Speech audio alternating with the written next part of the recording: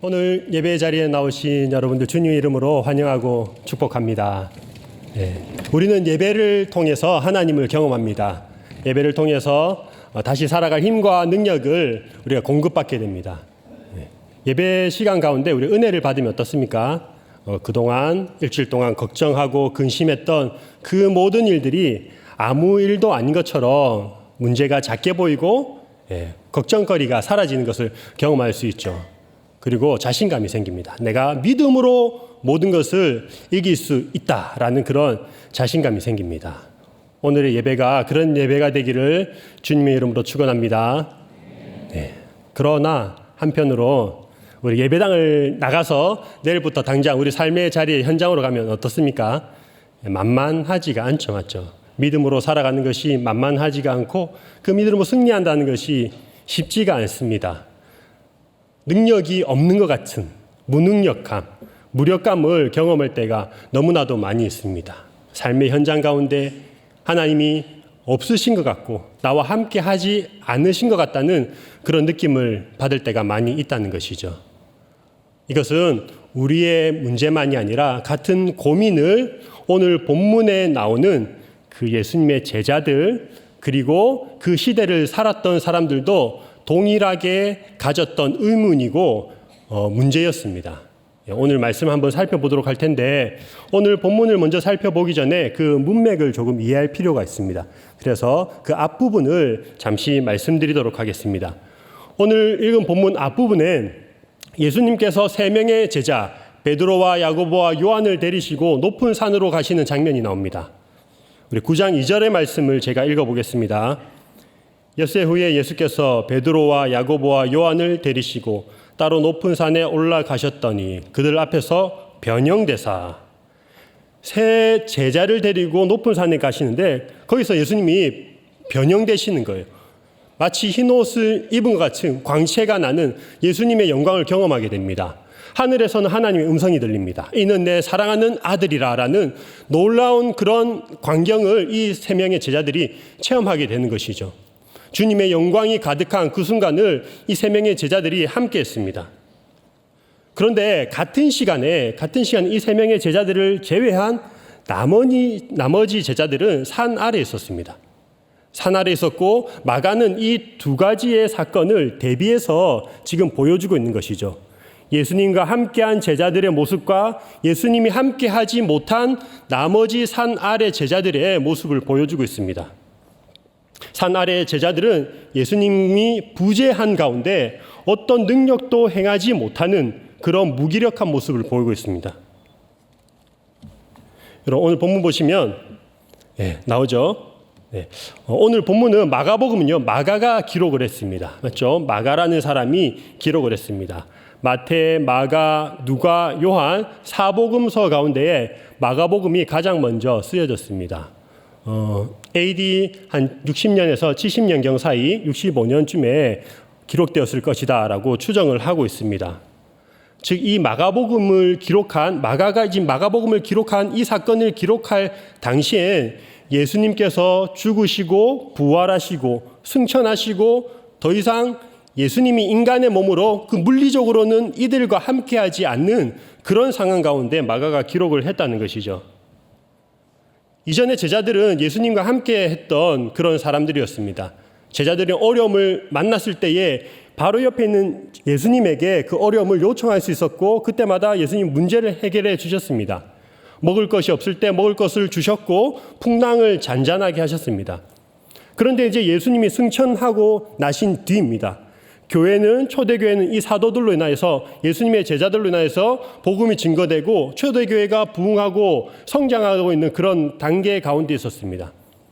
그런데 교회는 성장하고 있었지만 여러 가지 문제가 발생하고 있었죠. 교회 안에서 일어나는 부도덕한 그런 일들, 사회적으로 오는 억압과 핍박 그런 것들에 맞서서 살아갈 능력이 과연 교회에 있는가? 예수님이 함께하지 않는 이 상황 가운데서 주님의 능력으로 살아간다는 것이 세상을 승리할 믿음으로 살아간다는 것이 과연 가능한 것인가? 라는 그런 의문이 마가복음을 기록할 당시에 초대교회 교인들에게 있었다는 것입니다. 이것이 초대교회 문제만이겠습니까? 오늘날에도 마찬가지죠. 눈에 보이지 않는 예수님을 믿고 따르지만 어떤 순간에는 그 하나님의 능력으로, 주님이 주신 능력으로 모든 것을 할 수 있을 것 같은데 어떤 순간에는 아무 능력도 발휘하지 못하는 무기력한 우리 자신을 보면서 과연 주님의 능력이 나에게도 있는 것인지, 승리할 수 있는 것인지 그런 의문이 들 때가 많이 있습니다. 그런 질문에 대한 답이 오늘 기록한 이 본문의 사건이 되는 것입니다. 우리 한번 보도록 하겠습니다. 본문을 보시면 예수님께서 산에서 이제 3명의 제자들과 함께 산 아래로 내려오실 때에 어떤 무리들이 나머지 제자들과 함께 있었고 그 제자들은 서기관들과 변론을 하고 있었습니다. 14절의 말씀입니다. 14절의 말씀 제가 읽어보겠습니다. 이에 그들이 제자들에게 와서 보니, 그들은 예수님과 3명의 제자를 뜻하겠죠. 그들이 산 아래에 있는 제자들에게 와서 보니 큰 무리가 그들을 둘러싸고 서기관들이 그들과 더불어 변론하고 있더라. 어떤 문제를 변론하고 있었느냐? 어떤 한 아이의 아버지가 귀신 들린 아이를 데려와서 귀신을 쫓아내기를 부탁했는데 제자들이 쫓아내지 못하는 거예요. 그런 상황 가운데서 변론이 일어나고 있었습니다. 그리고 그 상황에서 이 아버지가, 귀신 들린 아이 아버지가 이제 제자가 아니라 예수님을 발견하고 예수님께 나와서 고쳐달라고 간구를 하고 있습니다. 그러면서 아들의 그 지금의 상태, 증상을 예수님께 자세히 이야기를 하고 있는데요. 우리 17절과 18절에 보시면 나옵니다. 17절, 18절 말씀해 보시면 무리 중에 하나가 대답하되, 이 무리 중에 하나는 귀신 들린 아이의 아버지입니다. 이 아버지가 와서 말하는 거죠. 선생님, 예수님께 말합니다. 말 못하게 귀신 들린 내 아들을 선생님께 데려왔나이다. 귀신이 어디서든지 그를 잡으면 거꾸러져 거품을 흘리며 이를 갈며 그리고 파리해지는지라. 내가 선생님의 제자들에게 내쫓아 달라 하였으나 그들이 능히 하지 못하더이다. 아들의 지금 현재 상황, 문제들을 자세하게 설명을 하고 있습니다. 여러분, 우리가 몸이 아프면, 몸에 어떤 증상이 있는 것 같아 싶으면 이제 의사 선생님을 찾아갑니다. 병원에 가서 의사 선생님을 찾아가서 우리의 몸을 보이고 그 자세하게 설명을 합니다. 그렇죠?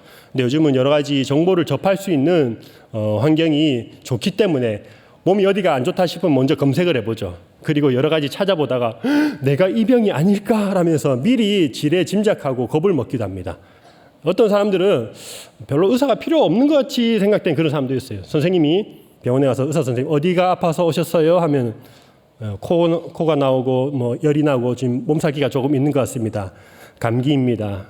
주사 한 대 놔주시고 감기약 처방해 주세요. 의사 선생님, 네, 알겠습니다. 네, 자기가 뭐 진단 다 내리는 그런 사람도 가끔 이게 있는 것 같습니다.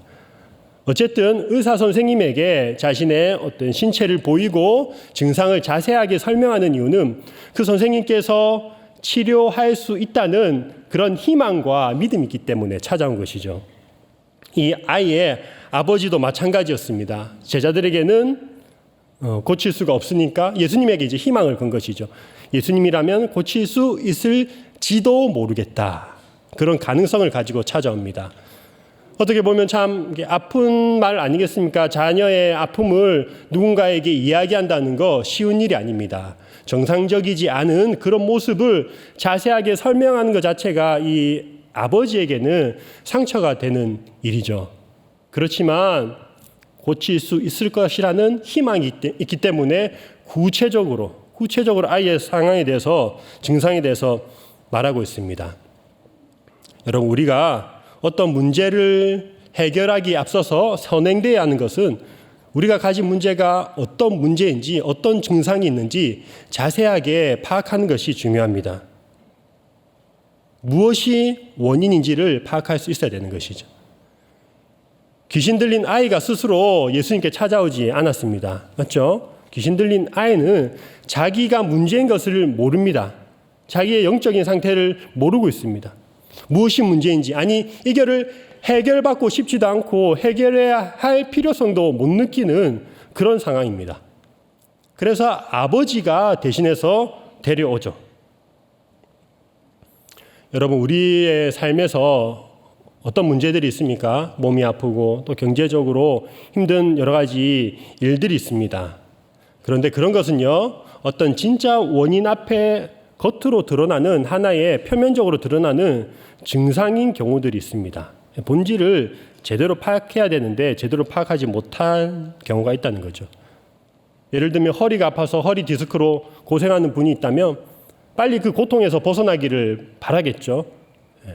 그렇지만 그 허리가 아픈 진짜 원인은 잘못된 어떤 생활 습관이나 자세 때문에 비롯된 것일 수 있습니다. 근데 잠깐의 고통을 해결하고자 그 고통, 일시적으로 고통을 해결해도 원래 그 근본적인 원인을 해결하지 못하면 이후에 다시 재발하거나 안 좋은 상황이 반복될 수 있다는 것이죠. 아들이 보이는 그 증상은요, 악한 영, 성경에 나오는 귀신 때문에 보이는 그런 영적인 문제였습니다. 아버지는 그것을 알고 있었고, 그래서 의사를 찾아간 것이 아니라 제자를 찾아갔고 예수님을 찾아갔습니다. 여러분, 우리가 겪고 있는 문제들을 좀 자세히 보면 좋겠어요. 내가 어떤 문제가 있는지, 혹은 내가 지금 겪고 있는 문제들이 나의 영적인 것과 연결된 것은 아닌지 그것을 파악하고 우리에 있는 증상들을, 어려움들을 구체적으로 하나님 앞에 구할 필요가 있습니다. 그럴 때 구체적으로 역사하시고 회복시키시는 그 하나님을 우리가 경험할 수 있습니다. 여러분, 그런데 마태복음에는 이 아이의 증상을 간질이라고 표현을 하고 있거든요. 근데 어떤 것을, 어떤 병적인 증상을 영적인 것과, 무조건 영적인 것과 연결시키는 것은 굉장히 위험합니다. 어떤 부분에 있어서는 병 때문에, 정말 병 때문에 일어나는 일일 수 있고, 어떤 문제는 영적인 일일 수가 있다는 것이죠. 내가 아픈 것이 귀신 때문이다. 우리 집안이 망한 것이 귀신 때문이다. 예배도 드리고 굿도 하고 막 그러면 안 된다는 것이죠. 네. 이런 말이 있죠. 치킨은 살 안 쪄요. 내가 살쪄요. 네. 치킨 때문에 살쪘다고 하는데 치킨은 무슨 잘못 있습니까? 맞죠? 네. 내가 많이 먹어서 그런 거지. 영적으로 요즘 너무 공허한 것 같다. 네. 그래서 내가 살찌는 것 같다. 막 채워지지 않으니까 다른 걸로 채워서. 아닙니다. 가을이라서 그렇습니다. 가을이라서. 네. 입맛이 당기는 계절이죠. 오늘 본문에 나오는 이 아이는요, 그 의학적인, 요즘 간질이라는 표현을 쓰지 않죠. 뇌전증, 그런 의학적인 문제가 아니었습니다. 겉으로 나타나는 증상은 비슷한 증상을 보이긴 했지만 이것은 분명히 영적인 일과 연결된 그런 문제였습니다. 그리고 이 아이가 겪고 있던 이 문제는요, 사실은 이 아이만 갖고 있던 영적인 상태가 아니라 그 시대를 살아가고 있던 사람들의 영적인 상태를 대변하는 것이죠. 그 근거가 되는 말씀이 19절에 나와 있습니다. 우리 19절 읽어보겠습니다. 대답하여 이르시되 믿음이 없는 세대여. 예수님께서 말씀하시는 겁니다. 믿음이 없는 세대여라고 말씀합니다. 여러분, 이게 좀 이상하지 않습니까? 세대라고 표현을 하고 있어요. 세대는 그 시대를 살아가는 한 무리의 집단을 뜻합니다. 그 시대를 살아가는 사람들을 뜻하는 거죠. 정확하게 우리가 이 논리를 따라가자면 믿음이 없는 아버지요, 아버지의 믿음을 꾸짖어야 되고, 귀신을 쫓아내지 못한 제자들을 꾸짖어야 되고, 바르게 살지 못하는 서기관들을 꾸짖어야 되고, 귀신 들린 아이를 꾸짖어야 되겠죠. 그런데 예수님은 믿음이 없는 그 당시를 살아가고 있는 모두 세대라고 말씀하고 있습니다. 누가 믿음이 없는 사람입니까? 귀신을 쫓아내지 못한 믿음 없는 제자들이 믿음 없는 사람들이죠. 아버지는 어떻습니까? 17절에 보시면 예수님을 부르는 호칭이 선생님이라고 부르고 있습니다. 하나님의 아들로 인식하지 못하고 그렇게 믿지 않습니다. 이후에도 보시면 알겠지만 만일 가능하시다면, 주님이 할 수 있다면이라고 말하면서 확신을 가지지 못합니다. 믿음 없는 아버지가 믿음이 없는 자이죠. 서기관들도 마찬가지고 아들도 믿음이 없는 자였죠. 믿음이 있었다면 그렇게 악한 영에 사로잡히지 않았겠죠. 아버지와 아들과 서기관과 그 당시에 함께 둘러싸고 있던 무리들, 그 시대를 살아가고 있는 사람들의 영적인 상태, 총칭하여서 믿음이 없는 세대여라고 부르고 있습니다. 또한 예수님은 믿음이 없는 세대를 마가가 마가복음을 기록할 당시의 사람들을 향해서도 믿음이 없는 세대여라고 외치고 있습니다. 주님이 승천하시고 그들과 육신적으로 함께하지 못하는 상황 가운데서 의심하고 하나님의 능력을 의심하고 믿음으로 교회의 환난이나 박해나 여러 가지 어려움들, 부도덕한 일들, 거룩함에 살아가지 못하는 그 세대의 사람들 향해서 믿음이 없는 세대여라고 외치고 있는 것이죠. 그 세대에서 나타나는 증상들이 있습니다. 증상들. 아이의 모습은, 아이가 나타난 모습, 아버지가 설명한 그 모습들은요, 그 당시 믿음 없이 살아가는 사람들의 그런 어떤 모습을 대변하고 있습니다. 아버지는 아이를 향해서 아이를 설명할 때 말 못하게 하는 귀신이 들렸다라고 표현을 합니다. 말 못하게. 아무 말도 소리를 내지 못하는 그런 뜻이 아니에요. 하고 싶은 말이 있지만 제대로 말할 수 없는 그런 상태에 있는 것을 표현한 겁니다. 여기에는 역사적인 어떤 그런 현실이 숨어 있습니다. 아시는 것처럼 이스라엘 백성들은 오랫동안 다른 나라의 지배 아래 생활했습니다. 바벨론에 끌려가고 포로에서 해방된 이후에도 페르시아, 그 다음 로마, 지금 기록된 당시는 로마의 억압과 그런 식민지 아래서 생활하고 있었습니다. 오랜 기간 억눌린 가운데 있었다는 것이죠. 그들의 모습이 어떤 모습이었는지 우리 이 귀신 들린 아들의 모습을 통해서 한번 살펴보려고 하는데요. 우리 9장 18절 말씀을 함께 읽어보도록 하겠습니다. 18절 말씀 시작. 귀신이 어디서든지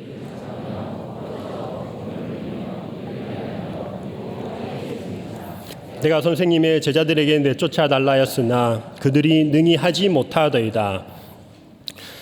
그를 잡으면 거꾸로져 거품을 흘리며 이를 가며 파리해진다 라고 나와 있죠. 먼저 그를 잡으면이라고 말씀합니다.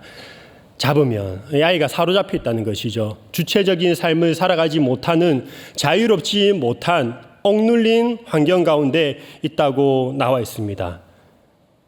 그리고 거품을 흘리며, 이 거품을 흘린다는 단어가 여기서만 나오는 단어인데요. 그래서 유추하기가 쉽지 않지만 우리도 사실은 거품을 물고 쓰러진다 이런 표현들 많이 쓰잖아요. 우리 한국말에도 그런 표현을 많이 쓰는데 어떤 인상이 드십니까? 그런 거죠. 막 분에 못 이겨서 분노하고 화나는 감정. 거품 물고 쓰러지겠네. 네. 그런 분노의 상태를 뜻하는 표현이라고 할 수 있습니다. 이를 갈며 잠잘 때 이 갖는 거 말고 화났을 때, 격정적인 감정으로 억울한 일을 당했을 때 이를 바득바득 갈면서 내가 저 인간 진짜 하면서 막 그런 표현을 우리가 이를 간다라는 표현을 쓰고 있는데 마찬가지입니다. 고통이나 분노의 상황 가운데 있는 그런 상태를 나타내고 있습니다. 그리고 또 무엇이라고 나옵니까? 거품을 흘리며 이를 갈며 그리고 파리해지는지라. 파리해진다, 말라간다, 시들어간다 이런 뜻이 있습니다.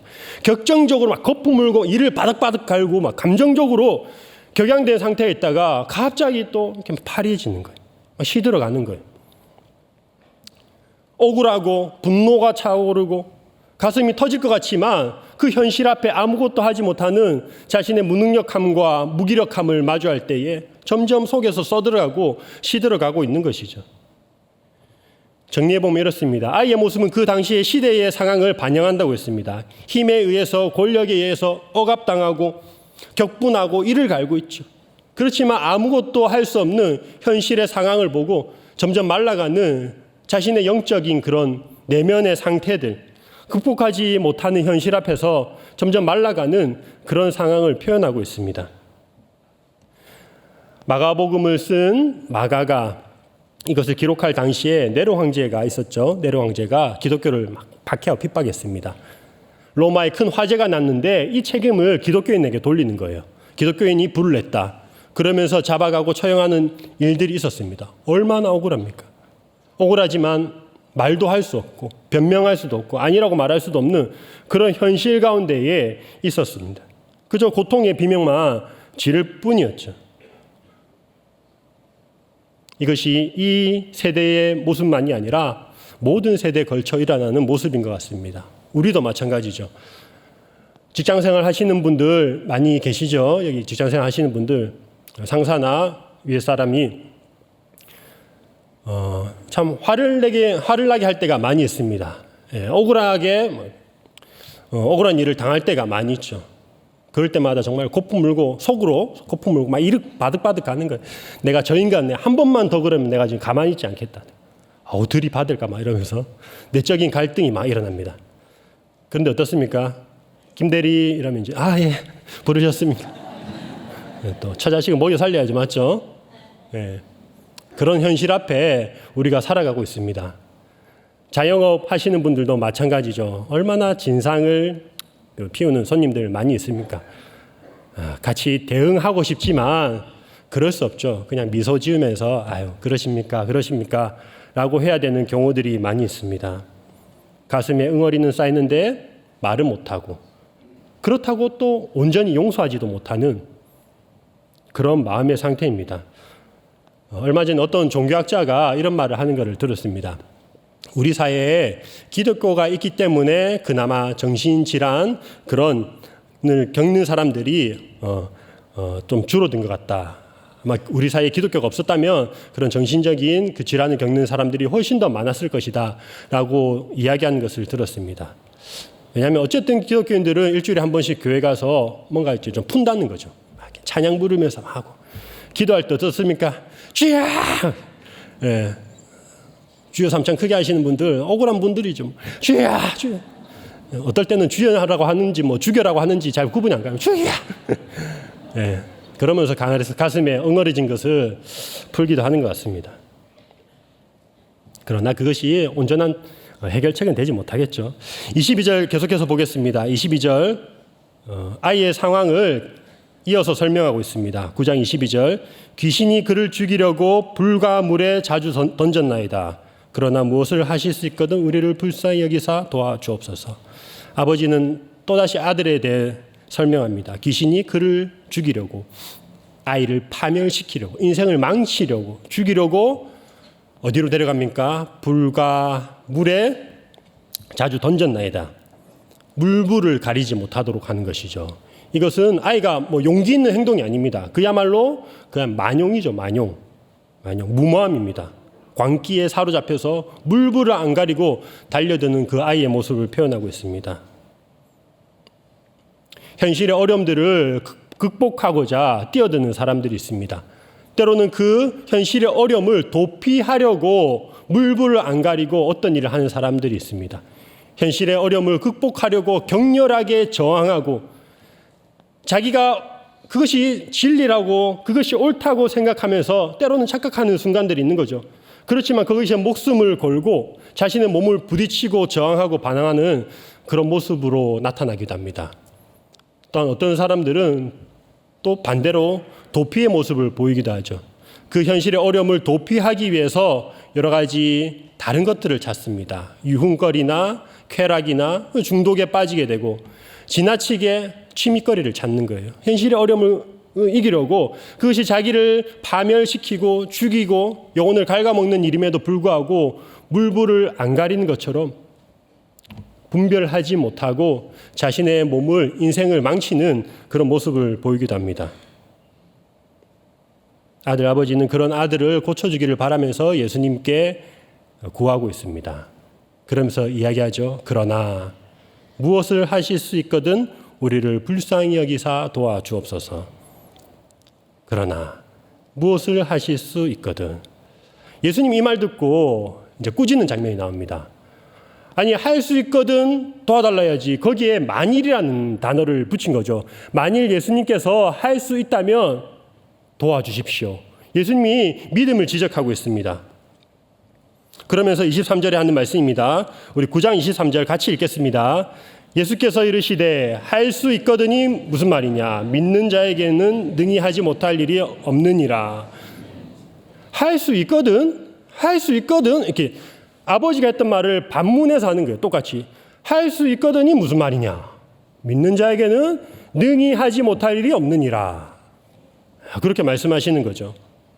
여러분 이 말씀 너무나도 유명한 말씀이고 그렇지만 많은 사람들이 오해하는 말씀입니다. 여기서 말하는 믿음은 내가 할 수 있다는 그런 믿음이 아닌 거 다 아시죠? 네. 내가 할 수 있다는 그런 자기 확신과 긍정의 자기 믿음이 아닙니다. 내가 할 수 있다고 믿는 것이 아니라 예수님께서 모든 것을 하실 수 있는 분이라는 그런 믿음입니다. 우리 자신도 우리 자신을 믿을 수 없는데 어떻게 우리 자신의 믿음을 확신할 수 있겠습니까? 예수님 말씀에 이어서 아이의 아버지가 이렇게 대답하죠. 24절입니다. 곧 그 아이의 아버지가 소리를 질러 이르되 내가 믿나이다. 나의 믿음 없는 것을 도와주소서. 이제 뭔가 깨우친 것 같아요. 주님, 예수님, 내가 믿나이다. 나의 믿음 없음을 도와주옵소서. 믿는다는 말입니까? 안 믿는다는 말입니까?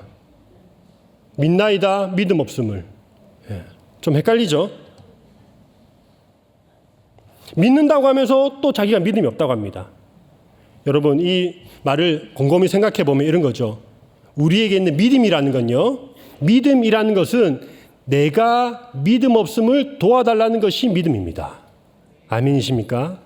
내 스스로는 할 수 없고 예수님을 바라보는 것, 믿음이 나의 확신이 아니라 믿음은 그 대상이 중요하죠. 내가 얼마나 큰 믿음을 가졌느냐, 믿음의 양이 중요한 것이 아니라 믿음의 대상이 누구인가가 중요하다는 것이죠. 믿음은 나의 믿음이 없는 것을 깨닫고 누군가를 믿음 있는 자, 능력 있는 자를 의지하는 것이, 도와달라고 의지의 모습으로 나아가는 것이 바로 믿음이라는 거죠. 예수님께서 또 말씀하시죠. 믿는 자에게 능히 하지 못할 일이 없느니라. 옛날 성경에는 능치 못할 일이 없느니라라고 이렇게 기록을 해서 조금 헷갈리는데요. 믿는 자에게는 능히 하지 못할 일이 없느니라라고 말씀하십니다. 그렇다면 믿는 자는 누굽니까? 믿는 자. 믿음이라는 것은 내가 할 수 없다는 것을 믿고 도움을 구하는 것이 믿음이라면, 믿는 자라는 것은 자신의 할 수 없는 것을 믿고 누군가로부터 도움을 받는 자. 그러니까 할 수 있는 분을 의지하고 그분과 동행하고 그 능력을 공급받는 자가 곧 믿는 자라고 할 수 있습니다. 도우시는 분을 의지하고 그분과 항상 함께하는 자가 믿는 자입니다. 그런데 예수님은 이때에는 인간적인 몸으로 함께하지 않으십니다. 그래서 문제가 발생한 것이고요. 그러나 예수님은 약속하셨죠. 우리 요한복음 14장 16절을 제가 읽어보겠습니다. 내가 아버지께 구하겠으니 그가 또 다른 보혜사를 너희에게 주사 영원토록 너희와 함께 있게 하리니. 아멘. 예수님께서 십자가에 달리시기 전에 이미 말씀하셨습니다. 보혜사 성령님을 너희에게 보내주겠다. 보혜사라는 뜻은 옆에서 돕는 자라는 뜻이 있습니다. 나는 승천하지만 하나님 곁으로 가지만 성령 하나님을 너희 마음 가운데에 부어주겠다. 그가 너희를 도울 것이다 라고 말씀하십니다. 그와 같이 너희를 버려두지 아니하고 성령님이 함께 하시겠다고 약속을 하신 것이죠.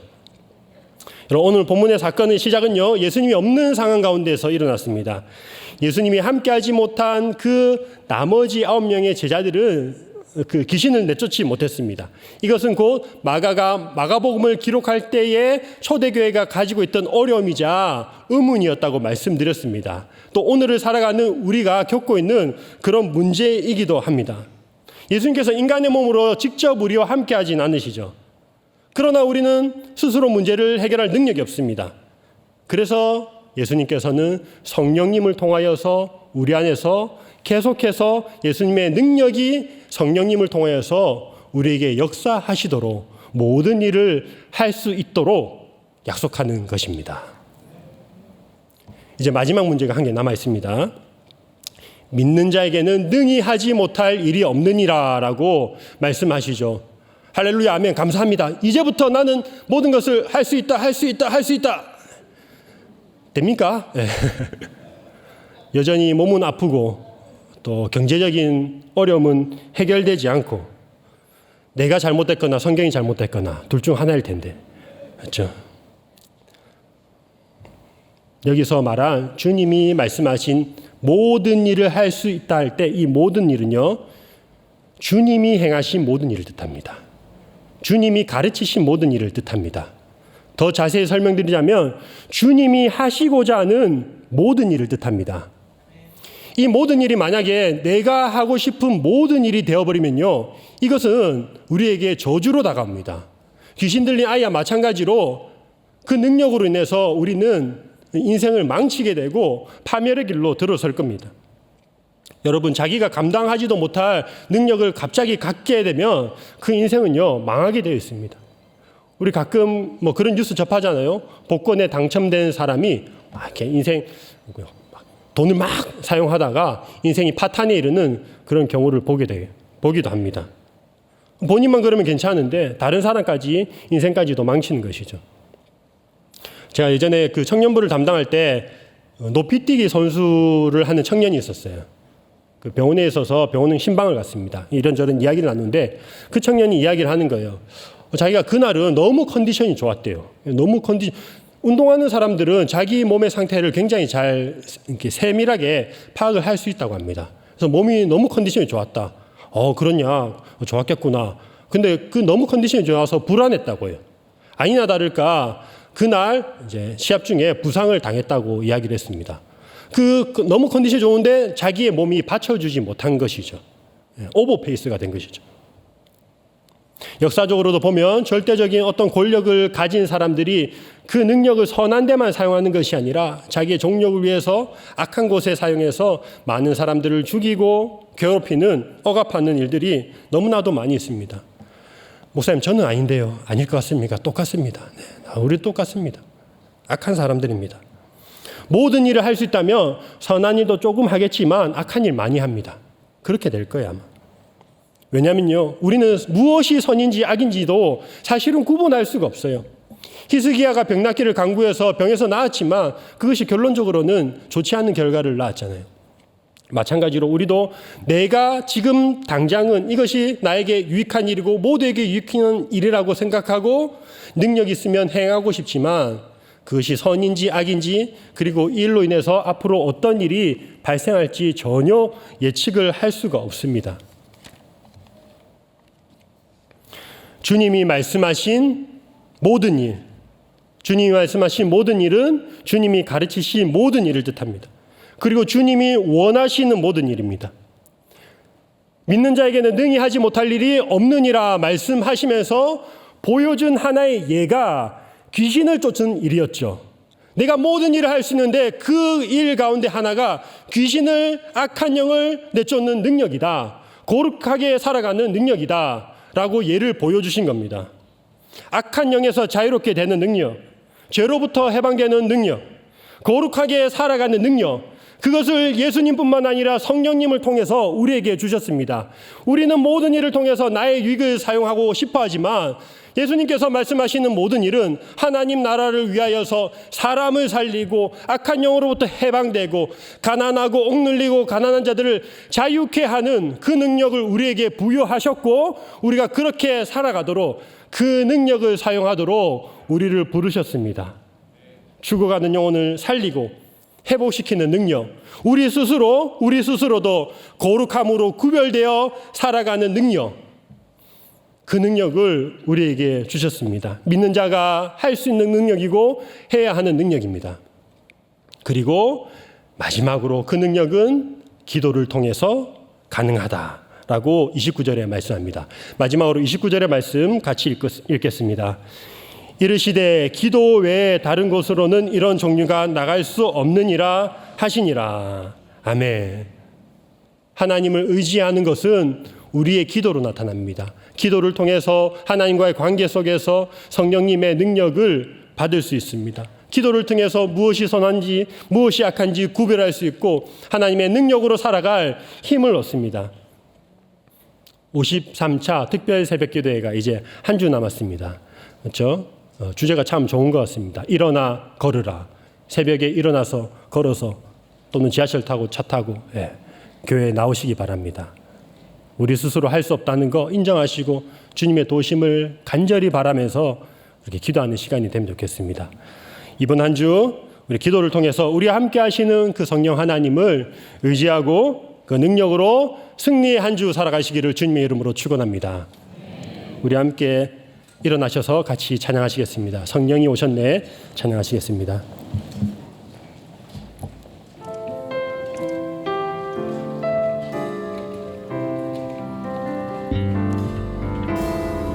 험한 시절 지날 때 깊은 한숨 내쉴 때 그 그런 풍경 보시며 탄식하는 분 있네. 고와 같이 너희를 버려두지 않으리. 내가 너희와 영원히 함께하리라. 성령이 오셨네. 성령이 오셨네. 성령이 오셨네. 내 주에 보내신 성령이 오셨네. 우리 인생 가운데 진히 찾아오셔서 그 나라 꿈꾸게 하시네. 갇힌 자 억눌린 자 갇힌 자 자유함이 없는 자 피난처가 되시는 성령님 계시네. 주의 영이 계신 곳에 참 자유가 있다네. 진리의 영이신 성령이 오셨네. 성령이 오셨네. 성령이 오셨네. 성령이 오셨네. 내 주에 보내신 성령이 오셨네. 우리 인생 가운데 진히 찾아오셔서 그 나라 꿈꾸게 하시네. 성령이 오셨네. 성령이 오셨네. 성령이 오셨네. 내 주에 보내신 성령이 오셨네. 우리 인생 가운데 진히 찾아오셔서 그 나라 꿈꾸게 하시네. 우리 함께 들은 말씀을 기억하면서 잠깐 기도하도록 하겠습니다. 하나님, 나의 믿음 없는 것을 도와 주시옵소서. 믿음으로 살아갈 수 있는 능력을 우리에게 허락하여 주시옵소서. 억눌린 마음, 갇힌 마음으로부터 자유케 하여 주시고 거룩하게 살아갈 능력을 우리에게 허락하여 주시옵소서. 내가 하고 싶은 모든 일이 아니라 주님께서 원하시는 그 일을 이루는 우리 모두가 되게 달라고 우리 주여 한번 부르짖고 기도하도록 하겠습니다. 주여, 하나님 아버지, 주님 우리에게 말씀을 허락하여 주시니 감사합니다. 하나님 아버지, 공허한 심령 가운데에 우리 심령 가운데에 성령을 허락하여 주시고 성령의 능력으로 살아가게 하여 주심을 감사드립니다. 아버지 하나님, 그와 같이 우리를 버려두지 아니하시고 주의 말씀으로 주의 능력으로 살아가게 하셨사오니 주여 하나님 아버지, 우리를 사용하여 주시옵소서. 우리의 믿음 없음을 불쌍히 여기시고 도와주시옵소서. 하나님 아버지, 억눌린 마음, 갇힌 마음으로부터 자유케 하여 주시옵소서. 죄로부터 해방시켜 주시옵소서. 거룩하게 살아갈 힘과 능력을 허락하여 주시옵소서. 또 하나님 아버지, 주님의 가르치심을 기억하며 아버지 하나님 생명의 말씀을 증거하며 영혼을 살리며 다시 일으켜 세우는 그 일에 우리를 주님 사용하여 주시옵소서. 하나님 나라를 꿈꾸게 하여 주시며 하나님 아버지, 언제나 함께 하시는 그 성령 하나님의 임재 가운데로 우리를 인도하여 주시옵소서. 감사드립니다.